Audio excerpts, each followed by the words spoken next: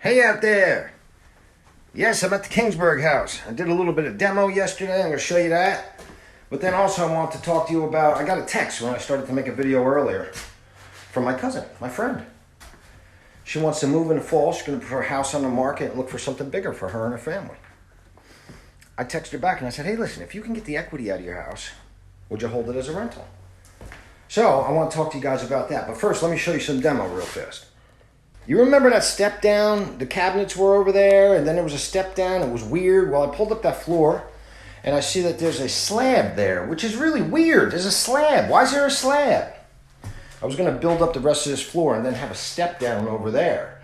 But it was so high, maybe it would have been a little dangerous. So I'm going to jackhammer this. I tore some up yesterday just to see. There's red brick and then concrete on top. So I'm going to jackhammer this whole thing out and make it level so this is all a nice level floor. Then I started digging into the bathroom yesterday because I got the electrician going to be moving the panel, that nasty panel, putting a new one in. There's a double wall here which I think is going to help give him some room to run some wires. There's a double wall because there's a stack, I think that's what it's called, a stack pipe over there, so you need the extra room. And then he's going to put the electric panel probably right over there. I'm not making fun of the HGTV people, but they usually would have like a really cool place to put the electric panel, like in the back or something like that. That probably makes more sense. However, going through concrete walls and stuff like that isn't practical. You put it where you can, then you deal with it. So listen, let me talk to you about that topic I was talking to you about. If you're in a position like my cousin is where you're thinking about selling your house and then moving someplace else, well, first of all, it's still a seller's market. It's not like it was, but it's still pretty hot. I say take advantage of what we got going on right now and take the equity out of your house, hold it as a rental, use the equity from a home equity loan to purchase your new house. A couple different reasons why I like this. First of all, you're going to be holding real estate. And you know from previous videos that I preach the only way that I know of to true wealth is through real estate, holding real estate. And you know from that small Hazlitt cottage that I just rented out, the rental market's even hotter than a seller's market. We're getting more money for that place as a rental than I could have ever imagined. So let me run some scenarios from just real rough scenarios so that you can get an idea of why I'm thinking about this. Oh, first, before I say that, before I go on, I have a credit union that lends up to 100% loan to value on your house with a home equity line. When I first started to do this, and I was looking into this, it was almost like it was too good to be true. Most of the times when it's too good to be true, it is too good to be true. Not in this case.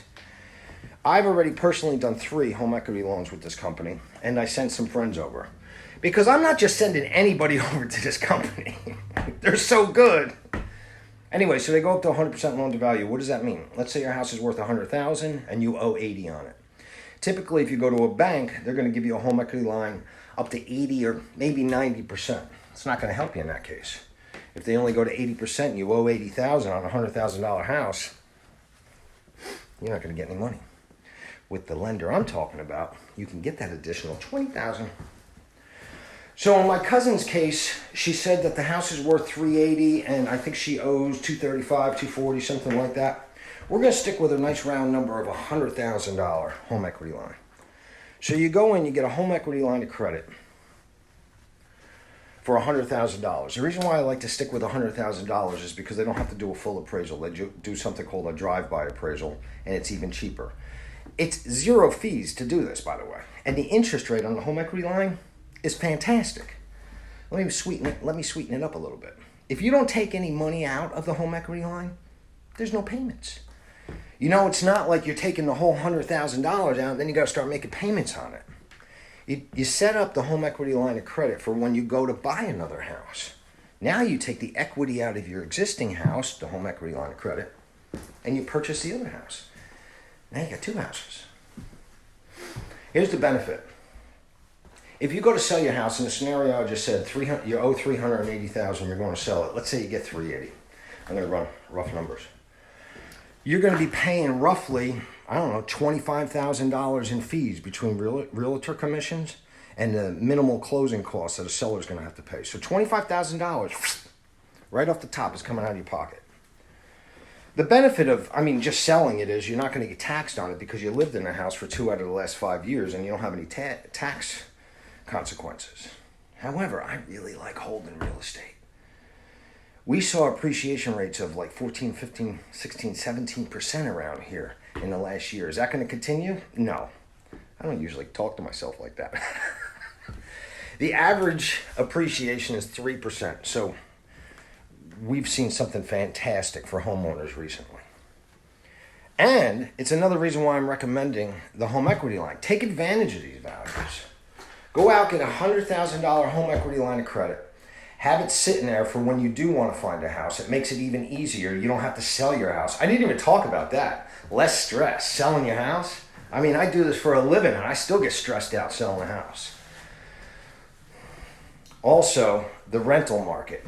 I'm not sure what her rental could be on her house. I know where it is, and I think I have an idea, but realistically, I think you might be able to get like $2,600 rent over there. So imagine having a house that you still own, making positive cash flow, taking the equity that you need out of that house in order to buy another one at fabulous interest rates. You know, the interest rates are still magnificent.